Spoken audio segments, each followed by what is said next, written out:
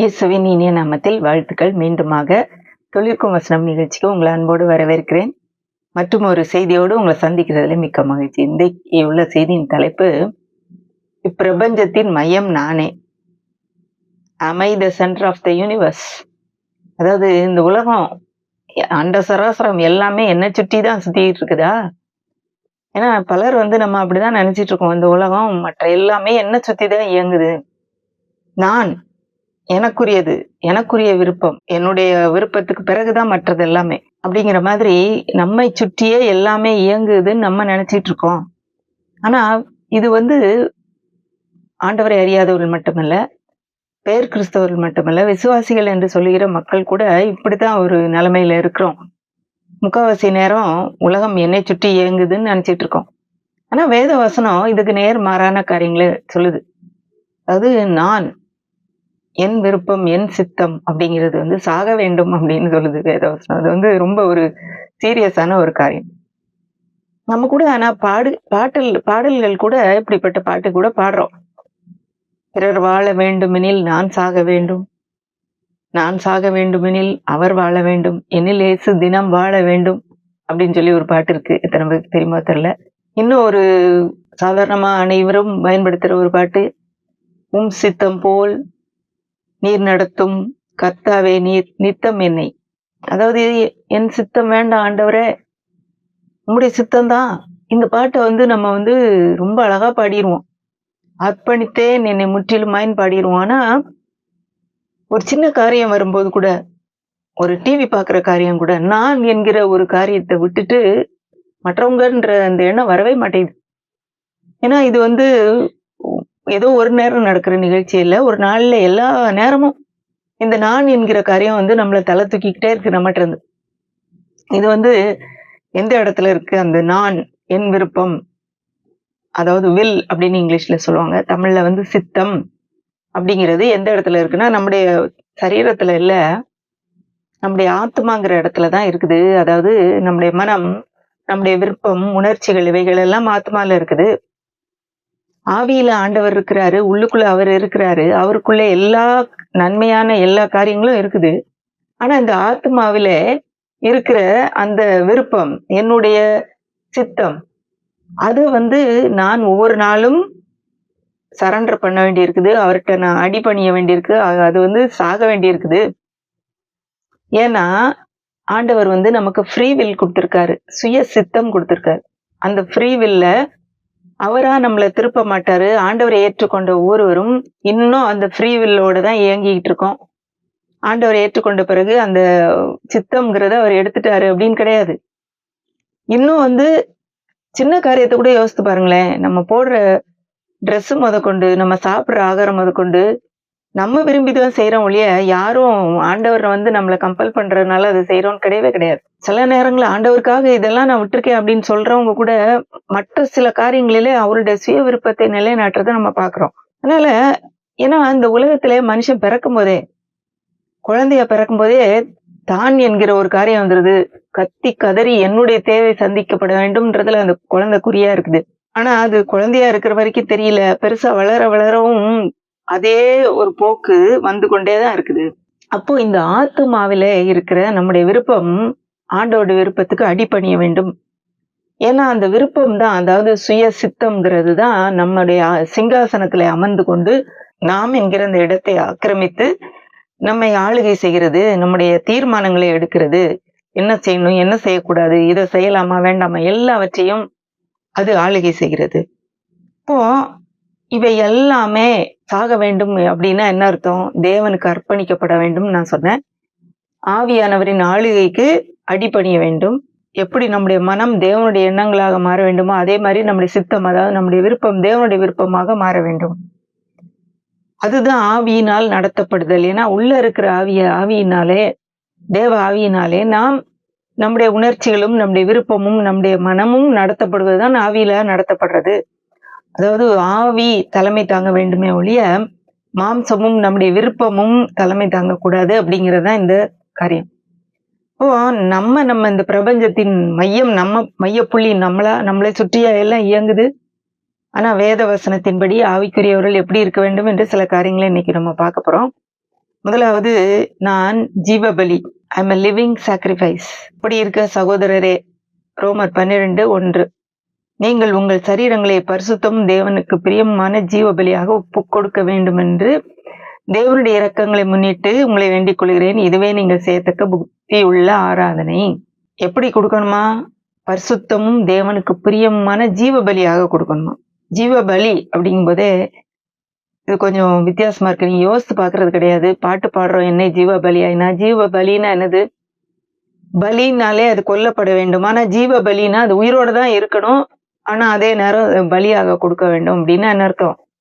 பலிபீடத்துல எப்படி ஒரு செத்து போன ஒரு மிருகம் இருக்குதோ, அதுக்கு உயிரே இல்லாத இருக்கோ, அதே போல நாம் நம்முடைய விருப்பங்களை எல்லாம் அவருடைய பாதத்துல வச்சு அப்படி ஒரு சாக்ரிஃபைஸ் ஆயிரணும். பலியை போல ஆயிரணும். அதுதான் ஜீவ பலி. உயிரோட தான் இருக்குது. ஆனா நம்முடைய விருப்பத்தின்படி அது செயல்படாது. ஆண்டவருடைய விருப்பத்தின்படி தான் செயல்படும். அப்படிங்கிற ஒரு நிலைமைக்கு நம்ம வர வேண்டும். 2வது காரியம், நான் அல்ல கிறிஸ்துவே. கலாத்தியர் 2:20 வாசிக்கிறேன். கிறிஸ்துவுடனே கூட சிலுவையில் அறையப்பட்டேன், ஆயினும் பிழைத்திருக்கிறேன். இனி நான் அல்ல, கிறிஸ்துவே எனக்குள் பிழைத்திருக்கிறார். நான் இப்பொழுது மாம்சத்தில் பிழைத்திருக்கிறதோ என்னில் அன்பு கூர்ந்து எனக்காக தம்மை தாமே ஒப்பு கொடுத்த தேவனுடைய குமாரனை பற்றும் விசுவாசத்தினாலே பிழைத்திருக்கிறேன். அவர் சொல்றாரு பவுல். அவருடைய எண்ணம் எப்படி இருக்கு? ஆண்டவரை ஏற்றுக்கொண்டு அவிசுவாசியான பிறகு அவர் என்ன சொல்றாரு? நான் கிறிஸ்துவுடனே கூட சிலுவையில் அறையப்பட்டேன், இனி நான் பிழைத்திருக்கல, கிறிஸ்துவே பிழைத்திருக்கிறார். அப்ப நான் என்கிறது என்னுடைய சுய விருப்பம் எல்லாம் இப்ப இல்ல, கிறிஸ்துதான் பிழைத்திருக்கிறார். அப்படின்னா கிறிஸ்துவுடைய விருப்பம் தான் செயல்படுது என் மூலமாக, நான் இல்லை இது இனிமேல் அப்படிங்கிறத அவர் சொல்றாரு. அடுத்து 3வது காரியம், நான் சிறுக வேண்டும், அவர் பெருக வேண்டும். இதுல எல்லாத்துலயும் பாத்தீங்கன்னா நான் வருது பாத்தீங்களா? முதல்ல நான் ஒரு ஜீவபலி ஆகணும். அடுத்தது நான் அல்ல கிறிஸ்துவே. அடுத்தது நான் சிறுக வேண்டும், அவர் பெருக வேண்டும். இது யோவான் சொல்றாரு. யோவான் 1:15 வாசிக்கிறேன். யோவான் அவரை குறித்து சாட்சி கொடுத்து, எனக்கு பின் வருகிறவர் எனக்கு முன்னிருந்தவர் ஆகியால் அவர் என்னிலும் மேன்மை உள்ளவர் என்று நான் சொல்லியிருந்தேனே, அவர் இவர்தான் என்று சத்தமிட்டு கூறினான். இதுல அவன் சொல்றான், எனக்கு பின்னாடி வந்தாலும் அவர் என்னிலும் மேன்மை உள்ளவர், என்னிலும் பெரியவர் அவர்தான். இப்போ அதே எண்ணம் தான் நமக்கு வரணும். இன்னொரு அதே அதிகாரத்துல 27 யோவான் ஸ்நானகன் இன்னொரு காரியத்தை சொல்றாரு. அவர் எனக்கு பின் வந்தும் என்னிலும் மேன்மை உள்ளவர், அவருடைய பாதரட்சியின் வாரை அவிழ்ப்பதற்கும் நான் பாத்திரன் அல்ல. அப்போ அவ்வளவு தூரம் தன்னை தாழ்த்துகிறார். யோவானுக்கு பிறகுதான் இயேசுவானவர் வந்தார். அவன் ஊழியத்துல ஆரம்பிச்ச பிறகுதான் இயேசுவானவர் ஊழியத்துக்கே வர்றாரு. ஆனாலும் இவர் என்னை விட மேன்மை உள்ளவர். அடுத்து இன்னொரு வசனம் பாருங்க, யோவான் 3:30 அவர் பெருகவும் நான் சிறுகவும் வேண்டும்பா. எல்லாரும் கேக்குறாங்க, இன்னொருத்தர் வர்றாரு, அவர் பின்னாடி நிறைய பேர் போறாங்க அப்படின்னு யோவான்கிட்ட கேட்ட உடனே சொல்றாரு, அவர் பெருகணுங்க, நான் சிறுக வேண்டும். இப்ப நமக்கும் அப்படிப்பட்ட எண்ணம் தான் இருக்கணும். நான் என்கிற காரியம் பெருசாக கூடாது, அவர் என்கிற காரியம் பெருசாக வேண்டும். இது யாருக்குன்னா விசுவாசிகளுக்கு. இப்போ நம்மை குறித்து ஒரு காரியம் சொல்லப்படும் போது நான் செஞ்சேன் அப்படின்னு வருதா? இல்ல, என்னில் இருக்கிற கிறிஸ்துவால் தான் இது முடிந்தது அப்படின்ற எண்ணம் நமக்கு வருதா? இது ரொம்ப முக்கியம். அடுத்து 4வது காரியம், தன்னை வெறுக்க வேண்டும் அப்படிங்கிறது கூட சொல்லப்படுது. இது நிறைய வசனம் இருக்கு இதுக்கு. யோவான் 12:25 அதான் வருது. மத்தேயு 16:24, மார்க் 8:34, லூக்கா 9:23. இது எல்லாத்துலயும் ஒரே வசனம் தான். பின்பு அவர் எல்லாரையும் நோக்கினால், லூக்கா 9 வாசிக்கிறேன். ஒருவன் என் பின்னே வர விரும்பினால் அவன் தன்னைத்தான் வெறுத்து தன் சிலுவை அனுதினம் எடுத்துக்கொண்டு என்னை பின்பற்ற கடவன். தன்னைத்தான் வெறுத்துனா என்ன? ஐயோ, என்னை எனக்கு பிடிக்கவே இல்லை, நான் எப்படி இருக்கேன் அப்படின்னு அந்த வெறுப்பு இல்ல. நம்மளுடைய நான் என்கிற காரியத்தை முதல்ல வைக்காம அவர் என்கிற காரியத்தை முதல்ல வைக்கணும். தன்னுடைய சிலுவை எடுத்துக்கொண்டு அனுதினம் பின்பற்ற கடவன்னா என்ன அர்த்தம்? தன்னுடைய விருப்பு வெறுப்புகள் அல்ல, ஆண்டவருடைய விருப்பு வெறுப்புகளை முதலாவது வைத்து அவருக்கு பின் செல்ல வேண்டும் என்பதுதான் அதுக்குரிய அர்த்தம். இப்போ நம்மை வெறுக்க வேண்டும் அப்படின்னு கூட நம்ம பாக்குறோம். நான் என்கிறது நான்ன்றது பின்னாடி போயிடணும். அடுத்து 5வது காரியம், நான் சிலுவையிலே அறையப்பட்டிருக்கிறேன். ஏற்கனவே இது கலாத்தியர் 2:20 வருது. இன்னொரு வசனமும் வருது. அதாவது கலாத்தியர் 6:14 நானோ கர்த்தராகிய இயேசு கிறிஸ்துவின் சிலுவை குறித்து அல்லாமல் வேறொன்றை குறித்தும் மேன்மை பாராட்டாதிருப்பேனா? அவரால் உலகம் எனக்கு சிலுவையில் அறையுண்டு இருக்கிறது, நானும் உலகத்திற்கு சிலுவையில் அறையுண்டு இருக்கிறேன். இப்போ என்ன சொல்றாரு இந்த வசனத்துல? நான் வேறொன்றை குறித்து மேன்மை பாராட்டாதிருப்பேன். அவரால் எனக்கு உலகம் சிலுவையில் அறையுண்டு இருக்கிறது, நானும் உலகத்துக்கு சிலுவையில் அறையுண்டு இருக்கிறேன். அப்போ நான் சிலுவையில அறையப்பட்டிருக்கிறேன், நானுங்கிற அந்த காரியமே இல்ல. இப்போ அது ஏற்கனவே அறையப்பட்டாயிற்று. இன்னொன்னு பிலிப்பியர் 1ஆம் அதிகாரம் சில வசனங்களை வாசிக்கிறேன், 20ல இருந்து வாசிக்கிறேன். நான் ஒன்றிலும் வெட்கப்பட்டு போகாமல் எப்பொழுதும் போல நான் இப்பொழுதும் மிகுந்த தைரியத்தோடு ஜீவனாலாகிலும் சாவினாலாகிலும் கிறிஸ்து என் சரீரத்தினாலே மகிமைப்படுவார் என்றும் எனக்கு உண்டாயிருக்க வாஞ்சைக்கும் நம்பிக்கைக்கும் தக்கதா எப்படி முடியும்? கிறிஸ்து எனக்கு ஜீவன், சாவு எனக்கு ஆதாயம். ஆகிலும் சரீரத்தில் பிழைத்திருக்கிறதுனாலே என் கிரியைக்கு பலன் உண்டாயிருப்பதினால் நான் தெரிந்து கொள்ள வேண்டியது இன்னதென்று அறியேன். ஏனெனில் இவ்விரண்டிலும் நான் நெருக்கப்படுகிறேன். தேகத்தை விட்டு கிறிஸ்துவுடனே கூட இருக்க எனக்கு ஆசை உண்டு, அது அதிக நன்மையாயிருக்கும். அப்படி இருந்தும் நான் சரீரத்தில் தரித்திருப்பது உங்களுக்கு அதிக அவசியம். இந்த நிச்சயத்தை கொண்டிருந்து நான் மறுபடியும் உங்களிடத்தில் வருகிறதுனால் என்னை குறித்து உங்களுக்கு மகிழ்ச்சி கிறிஸ்து இயேசுக்குள் பெருகும்படியாக உங்கள் விசுவாசத்தின் வர்த்தனைக்காகவும் சந்தோஷத்துக்காகவும் நான் பிழைத்து உங்கள் அனைவரோடும் கூட இருப்பேன் என்று அறிந்திருக்கிறேன். இதுலயும் பாத்தீங்கன்னா, நான் சிலுவையில் அறையப்பட்டிருக்கேன், அவருடைய விருப்பம் வேற. நான் கிறிஸ்துட்ட போயிடணும்னு நான் நினைக்கிறேன். ஏன்னா அவருடைய ஊழிய காரியங்களிலும் பாத்தீங்கன்னா நிறைய நேரம் பாடுகளை தான் அனுபவிச்சிருக்கிறாரு. அதனால அவருக்கு ஆண்டவர்கிட்ட போயிடுறது ரொம்ப சந்தோஷமா இருக்கு. ஆனா என்ன சொல்றாரு? அப்படி இருந்தும் நான் சரீரத்துல தரித்திருப்பது உங்களுக்கு பிரயோஜனமா இருக்கும். அதனால நான்ற காரியத்தை, என்னுடைய விருப்பங்கிறத நான் பின்னாடி போட்டுறேன். உங்களுக்காக நான் உயிரோடு இருக்க விரும்புகிறேன். இன்றைக்கு இந்த காரியம் நமக்கு ஒரு சவாலான காரியம். பல நேரத்துல ஒரு கஷ்டம் வந்தோடனே, பிரச்சனை வந்தோடனே, நிஜமாவே பெரிய பிரச்சனையாவே இருக்கலாமே, நிறைய காரியங்களால் நெருக்கப்பட்டவர்களா இருக்கலாமே, உடனே இந்த உலகத்தை விட்டு ஓடிடணும், என்னால இதை தாங்க முடியல அப்படின்னு சொல்லி தங்களுடைய உயிரையே மாய்த்துக் கொள்கிறவர்கள் ஏராளமான பேர் இருக்கிறாங்க. அடுத்தவங்களை பத்தி யோசிக்கிறதே இல்லை, தங்களுடைய குடும்பத்தை பத்தி யோசிக்கிறது இல்லை, பிள்ளைகளை பற்றியோ பெற்றோரை பற்றியோ யோசிக்கிறது இல்லை. ஆனா இதுல அவர் என்ன சொல்றாரு? நான் சிலுவையில் அறையப்பட்டுட்டேன், என்னுடைய விருப்பம் இல்லை, என்னுடைய விருப்பம் இந்த உலகத்தை விட்டு போறது. ஆனா உங்களுக்காக நான் இருப்பேன், ஏன்னா நான் உயிரோட இருந்தா உங்களுக்கு நல்லது, என்னுடைய கஷ்டத்தை நான் முன்னாடி வைக்க மாட்டேன்னு சொல்லி பவுல் எடுக்கிற தீர்மானம் இன்றைக்கு நமக்கு ஒரு சவாலான தீர்மானம். இன்றைக்கு ஒருவேளை அப்படிப்பட்ட எண்ணங்களோடு என்னை பார்த்து கொண்டிருந்தீங்கன்னா அந்த எண்ணத்தை தூரத்துக்கு போட்டுருங்க. நீங்க இல்ல, நீங்க முக்கியமானவர்கள் கிடையாது. உலகம் உங்களை சுத்திட்டு இருக்கல, மற்றவர்களுக்காக நீங்கள் வாழ வேண்டும். அடுத்தது 6வது காரியம், நான் அல்ல பிறர். அது நான்கிறதுல இதுல ஈகோ அப்படின்னு போட்டிருக்கேன். ஏன்னா இந்த ஈகோங்கிறது எல்லாருக்குமே ஒரு பெரிய பிரச்சனையா இருக்கு. அது பார்த்தா ரொம்ப தாழ்மையா இருக்கிற மாதிரி இருக்கும். ஆனா அவங்களுக்குள்ள இருக்கிற ஈகோ பக்கத்துல போய் பார்த்தாதான் தெரியும். அவங்க குடும்பத்தார்கிட்ட போய் கேட்டாதான் தெரியும். வெளியே இருக்கும்போது அவங்கள மாதிரி யாருமே இருக்க முடியாதுங்க, அவ்வளவு நல்லவங்க அப்படின்னு சொல்லுவாங்க. ஆனா அவங்களுடைய குடும்பத்தினர், கணவனோ மனைவியோ பிள்ளைகள்கிட்டயோ கேட்டு பாருங்க, அவங்களுடைய உண்மையான குணம் எப்படி இருக்கும். ஒரு சின்ன ஒரு டிவி ப்ரோக்ராம் கூட மற்றவர்களுக்காக விட்டு கொடுக்க மாட்டாங்க. சாப்பாடுல ஒரு சின்ன காரியத்தை கூட பொறுத்து போக மாட்டாங்க. ஆனா இந்த வசனத்தை பாருங்க, பிலிப்பியர் 2ஆம் அதிகாரம் 3ஆம் வசனத்தை 4ஆம் வசனத்தை வாசிக்கிறேன். ஒன்றையும் வாதினாலாவது வீண் பெருமையினாலாவது செய்யாமல் மனத்தாழ்மையினாலே ஒருவரை ஒருவர் தங்களிலும் மேன்மையானவர்கள் என்று எண்ணக்கடவீர்கள். அவனவன் தனக்கானவைகளே அல்ல பிறருக்கானவைகளையும் நோக்குவானாக. இப்போ அதுல அவர் சொல்றாரு, சண்டையோட பெருமையோட காரியங்களை செய்யாதீங்க, மனத்தாழ்மையோட ஒருவரை ஒருவர் தங்களிலும் மேன்மை உள்ளவர்களாக எண்ணுங்கள், மற்றவங்களை உங்களை காட்டிலும் மேன்மை உள்ளவர்களா எண்ணுங்கள். இது ரொம்ப கஷ்டமா இருக்குல்ல. பல சமயங்களில நம்ம ஒரு ஸ்டேட்டஸ் பாக்குறோம். அதாவது நம்ம படிப்பு என்ன, நம்மளுடைய அந்தஸ்து என்ன, அவங்களுடைய அந்தஸ்து என்ன, அவங்களுக்கு என்ன இருக்கு, அவங்களுக்கு இருக்கிற பொருளாதார சூழ்நிலை என்ன அப்படின்னு சொல்லி நிறைய நிலைகளிலே மற்றவங்களை கம்பேர் பண்ணி பாக்குறோம். ஆனா அவர் சொல்றாரு, ஒருவரை ஒருவர் தங்களிலும் மேன்மையானவர்களாக எண்ணுங்கள். ஏன்னா நம்முடைய எண்ணமே மாறணும்.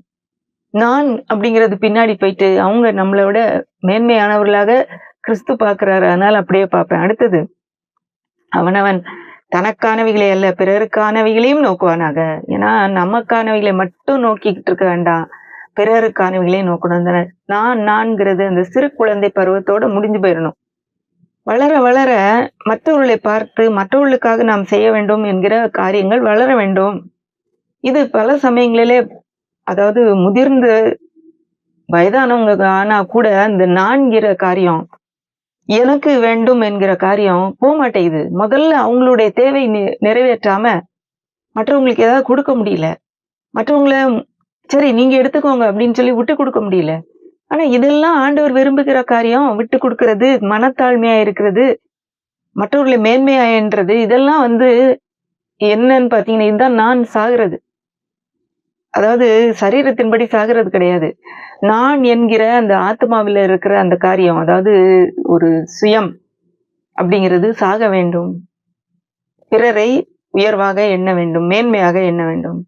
ஏன்னா, பெருமை, அகங்காரம் அப்படிங்கிறதெல்லாம் தேவன் எதிர்க்கும் குணங்கள்.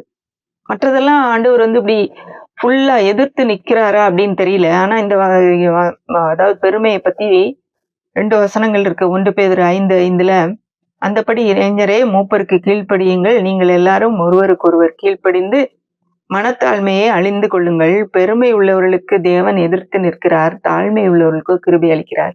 மனுஷங்க எதிர்க்கும் போதே நமக்கு கஷ்டமா இருக்குங்க. ஆனா தேவனே எதிர்த்து நிற்கிறாராம். ஏன்னா பெருமை அவருக்கு பிடிக்காத காரியம். பெருமை உள்ளவர்களுக்கு அவரே ஆப்போசிட். ஆனா தாழ்மை உள்ளவர்கிட்ட அவரே அவங்கள உயர்த்துறாரு. அப்போ நான் என்கிற அந்த பெருமை, அகம்பாவம்னு சொல்லுவாங்க பார்த்தீங்களா? அந்த காரியம் அதெல்லாம் நமக்கு இருக்கக்கூடாது. அத இருந்ததுன்னா இன்றைக்கு நம்ம ஆண்டவருடைய பாதத்துல நம்மள சரண்டர் பண்ணிடுவோம். அது ஒரு நேரம் தலை தூக்கும்போது ஒரு விளையாட்டு கூட இருக்கும். அப்படி அந்த வெளிய எட்டி பார்க்கும்போதெல்லாம் அந்த ஒரு சுத்தியல வச்சு அடிக்கணும். அது இன்னொரு பக்கம் வரும். அத சுத்தியல வச்சு அடிக்கணும். அப்படி ஒரு விளையாட்டு இருக்கு. அப்போ அதே மாரி நம்முடைய வாழ்க்கையில எங்கெங்கெல்லாம் நான்கிறது தலை தூக்குதோ அன்றைக்கு அந்த இடத்துல கிறிஸ்து அப்படிங்கிறது தான் உயர்த்தப்பட வேண்டும். நம்ம அல்ல அப்படிங்கிறது நமக்கு தெரியணும். இன்னொரு வசனம் கூட இருக்கு. யாக்கோபு 4ஆம் அதிகாரம் 6ஆம் வசனம். அவர் அதிகமான கிருபையை அளிக்கிறாரே. ஆதலால் தேவன் பெருமை உள்ளவர்களுக்கு எதிர்த்து நிற்கிறார். தாழ்மை உள்ளவர்களுக்கோ கிருபை அளிக்கிறார் என்று சொல்லி இருக்கிறது. இப்ப தேவனே அதிகமான கிருபை கொடுக்கிறவர் அப்படின்னு சொல்லி சொல்லப்படுது. ஆனாலும் பெருமை உள்ளவர்களுக்கு அவர் எதிர்த்து நிற்கிறார்ன்றது திரும்பவும் சொல்லப்படுது. அப்போ தேவனுக்கு பிடிக்காத ஒரு குணம் பெருமை. அப்போஸ் பண்றாரு. அவர் கொஞ்சம் கூட அதுக்கு ஃபாரா இல்லைங்க. ஆனா தாழ்மை உள்ளவர்களுக்கோ, தாழ்மையாய் நடிக்கிறவர்களுக்கு அல்ல, உண்மையாய் மனத்தாழ்மையா இருக்கிறவர்கள் அவர் பார்த்துருவாரு உள்ளத்துக்குள்ள இருக்கிற அவளுக்கு கிருபை அளிக்கிறாராம். அடுத்தது 7வது காரியம் பாத்தீங்கன்னா, நான் கிரயத்துக்கு கொல்லப்பட்டேன். இது ரொம்ப முக்கியமான காரியம்.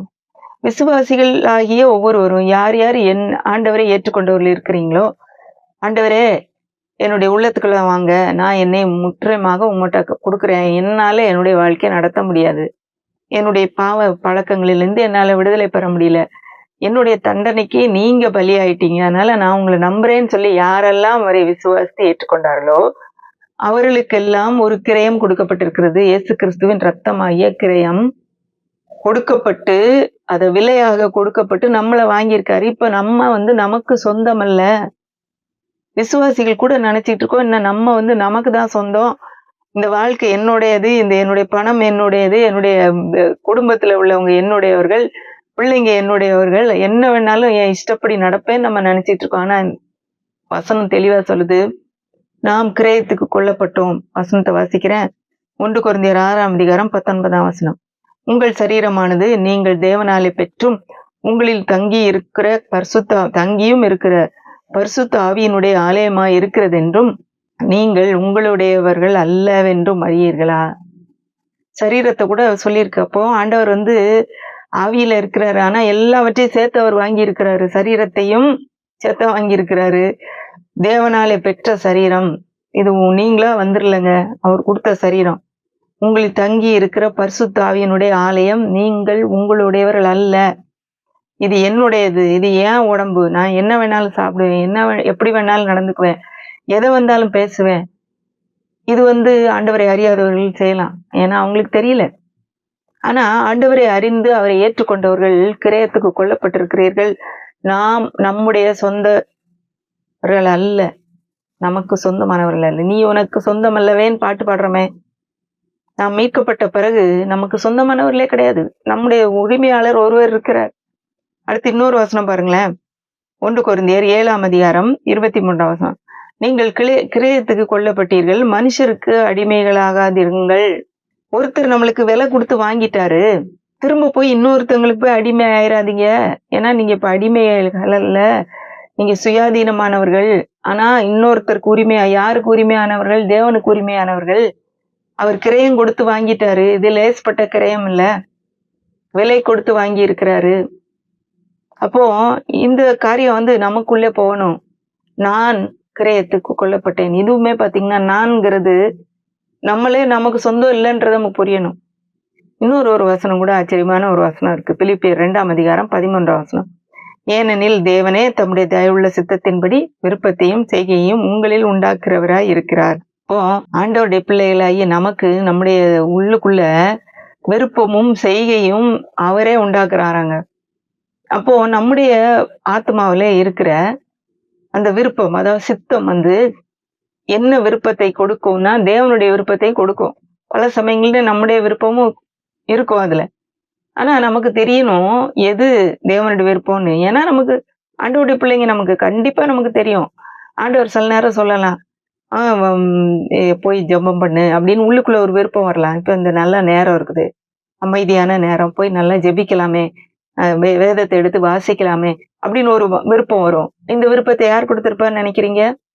கண்டிப்பா ஆவியானவர் கொடுத்திருப்பாரு. தேவன் கொடுத்த விருப்பம் தான்.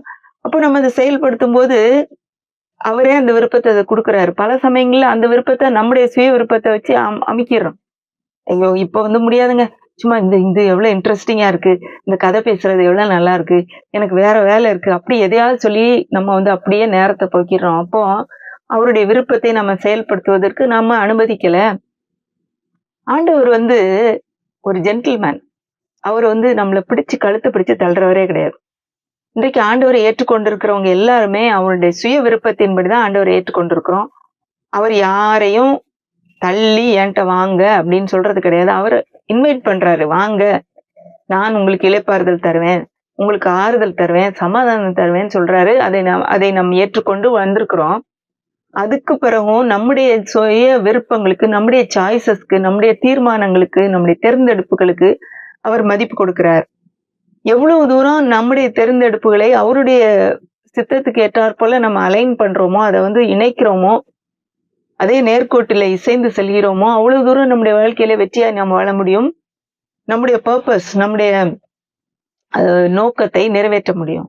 இப்போ இந்த காரியத்தை நம்ம வந்து செய்யாம, அதுக்கு எதிர்த்து ஆண்டவர் சொல்ற காரியத்துக்கு எதிர்த்து பண்ணிக்கிட்டே இருக்கும்போது, நாம் விசுவாசிகளா இருந்துமே நம்மை கொண்டு ஆண்டவர் பெரிய காரியங்களை செய்ய முடியாது. நம்முடைய சுய விருப்பம் தலையை தூக்கும். இது ஒருவேளை நமக்கு ஒரு கஷ்டமான காரியமா தெரியலாம். 7 காரியம் பார்த்திருக்கோம். என்னெல்லாம் பார்த்தோம்? எல்லாத்துலயுமே நான் அப்படிங்கிறது சாகணும் அப்படிங்கிறத நான் சொன்னேன் முதல்ல. நம்ம தான் இந்த யூனிவர்ஸ் உடைய சென்டர் கிடையாது. இந்த உலகமே என்னை சுற்றி இயங்குதுன்னு நினைக்கிறது ஒரு சரியான காரியம் கிடையாது. நான் என்கிறது சாக வேண்டும் சொல்றதுல முதல்ல நான் ஜீவ பலியாக ஒப்பு கொடுக்க வேண்டும். அதாவது பலியினோடனே சாகிறது கிடையாது. ஜீவனுள்ள உயிருள்ள ஒரு பலியாக, அது உயிரோட தான் இருக்கும். ஆனா விருப்பம் எல்லாம் ஆண்டவருடைய விருப்பமா இருக்க வேண்டும், ஒப்பு கொடுக்க வேண்டும், நாமாவே விரும்பி கொடுக்க வேண்டும் அப்படின்னு சொல்லி பார்த்தோம். அடுத்தது நான் அப்படிங்கிறது அல்ல, எல்லா இடத்துலயும் கிறிஸ்துவே அப்படிங்கிறது தான் இருக்கணும் அப்படின்றத பார்த்தோம். 3வது நான் அப்படிங்கிறது சிறுகணும், நான்கிறது சிறுகணும், அவர் என்கிறது பெருக வேண்டும்னு பார்த்தோம். நான் என்கிறது வெறுக்கப்பட வேண்டும், அதாவது தன்னை வெறுத்து சிலுவையை எடுத்துக்கொண்டு அப்படின்னு வருது. அப்போ வெறுக்கணும்னா பெஸ்ட் ஒண்ணும் இல்லை அப்படின்னு நினைக்கணும் அப்படிங்கிறது இல்ல. நம்முடைய வெறுப்புகளை அதை முதல்ல வைக்காம அதை பின்னால வச்சுட்டு ஆண்டவருடைய வெறுப்புகளை முதல்ல வைக்கணும். அதுதான் ஒரு காரியம், முக்கியமான காரியம். அடுத்தது நான் சிலுவையில அறையப்பட்டிருக்கிறேன், உலகம் எனக்கு சிலுவையில அறையொன்றிருக்கிறது, அதனால நான் இப்ப பிழைத்திருக்கிறது அவருக்காக பிழைத்திருக்கிறேன், நான் உயிர் வாழ்வது அவருக்காக அப்படின்ற ஒரு எண்ணம் நமக்கு வேணும். நம்முடைய கஷ்டங்கள் நடுவில் உலகத்தை விட்டு ஓடி போயிடணும்ன்ற அந்த எண்ணம் இருக்கக்கூடாது. அப்படி ஏன் வருதுன்னா, நான் என்கிற அந்த ஒரு எண்ணம் மட்டும்தான் இருக்கிறதுனால தான் வருது. அடுத்து நான் என்கிற ஈகோ அல்ல, ஈகோன்ற இப்ப புரியும் நிறைய பேருக்கு. பிறர் அப்படிங்கிறது தான் வரணும். நான் அல்ல, பிறர். இது எல்லாத்துலயும் நான் வருது பாத்தீங்களா? அடுத்தது கடைசியில பார்த்தோம், நான் எனக்கு சொந்தமானதல்ல, நான் கிரயத்துக்கு கொல்லப்பட்டிருக்கிறேன். இப்போ இது எல்லாமே நம்ம கிடையாது, நம்ம சாகணும் அப்படிங்கிறதான் பார்த்தோம். இது ஒருவேளை நமக்கு ரொம்ப கஷ்டமான காரியமா இருக்குது. என்னடா அது, நம்ம பத்தியே உண்மையை யோசிக்க கூடாதா? நம்ம நல்லா இருக்க கூடாதா? நல்லா நம்மளுக்குரியத நல்லா உடுத்தி, நல்லா அனுபவிக்க கூடாதான்னு நீங்க நினைக்கலாம். அத சொல்ல வரல. அதுக்கும் இதுக்கும் சம்மந்தம் இல்ல. நம்முடைய ஆத்மாவில இருக்கிற நான் என்கிற ஒரு காரியம், பல சமயங்களிலே தேவன் நம்முடைய வாழ்க்கையிலே செயல்பட விடாம தடுக்குது. ஏன்னா, நம்மளுடைய விருப்பங்களை நம்ம சரண்டர் பண்றதில்ல. இது எளிதான ஒரு காரியம். எப்படின்னு பார்த்தீங்கன்னா, நம்முடைய பார்வையை நம்ம மேல இருந்து எடுத்துட்டு, ஆண்டவர் மேல வைக்கணும். இது இது செஞ்சுட்டோம்ன்னு வையுங்களேன், இது சாதாரணமா சொல்லும்போது ஒரு தவறு செஞ்ச உடனேயே நம்ம என்ன செய்றோம், பாதி நேரம் நம்ம மேல ஐய்யய்யோ! நான் தப்பு பண்ணிட்டேனே, நான் தப்பு பண்ணிட்டேனே, நான் ஆண்டவர் முன்னாடி நிக்கிறதுக்கு தகுதி இல்லன்னு நம்மளே பார்த்துட்டே இருக்கிறோம். ஆனா, இதன்படி நான் சாக வேண்டும்னா, நம்மள பார்க்காம ஆண்டவர பார்க்கிறேன். கிறிஸ்து எனக்காக கிருபையினாலே அவருடைய ரட்சிப்ப எனக்கு குடுத்திருக்காரு. ஆண்டவரே, நீங்க குடுக்குற மன்னிப்ப நான் வாங்கிக்கிறேன் அப்படின்னு சொல்லி அவர நோக்கி பார்க்கும்போது, அதுல கூட விடுதலை கிடைக்குது. இப்படித்தான் நம்ம பார்க்கணும். நம்முடைய பார்வை எல்லா நேரமும் நம்ம மேல, நம்ம மேல, நம்ம மேலன்னு பார்க்கும்போது, குற்ற உணர்வும், ஒரு தகுதியின்மையும், அவ்வளவுதான் போச்சு. என்னால ஒண்ணும் முடியாதுன்றது வரும். அப்போ அது இல்ல, என்னுடைய கண்கள் அவரை பார்க்க வேண்டும். நான் அல்ல, அவரை பார்க்க வேண்டும். ஏன்னா, அவரு தான் இப்ப பெருசா இருக்கிறாரு. அவரு தான் இப்ப பிழைத்திருக்கிறாருன்னு நமக்கு தெரியணும். இது எல்லா சமயங்களிலும் நடக்கிற ஒரு நிகழ்ச்சியா இருக்கணும். எப்பல்லாம் நடக்க வேண்டிய நிகழ்ச்சி நான் சொன்ன மாரி, ஒரு பாவம் செஞ்ச உடனே, ஒரு தப்பு பண்ணிட்ட உடனே கூட நம்ம பார்க்காம அவர பார்க்கணும். இது ரொம்ப முக்கியம். ஏன்னா, விசுவாசிகளுக்கு பெருந்தடையா இருக்கிறது ஒரு காரியம். அடுத்தது, மற்றவங்களால் பாராட்டப்படும்போது, உடனே நான் தான் அப்படின்னு வந்துருது. இல்ல, அவர்தான் அப்படின்றது. போய் எல்லார்ட்டயும் போய் நான் இல்லப்பா அப்படின்னு சொல்லணும் அவசியம் இல்ல. மனதார நமக்கு தெரியணும். இது நம்மால முடியாது. கண்டிப்பா அவர்தான்னு சொல்லி எல்லா புகழும் அவருக்கேன்னு குடுத்துறணும். அடுத்து இகழப்படும்போது, ஒருவேளை பலர் உங்கள கேலி பண்றாங்க. அப்பயும் நம்மள பார்க்க வேண்டியதில்ல. ஐயோ! நான் இப்படி இருக்கேனே, கேவலமா இருக்கேனே யோசிக்க வேண்டியதில்ல. அவர பார்ப்போம்.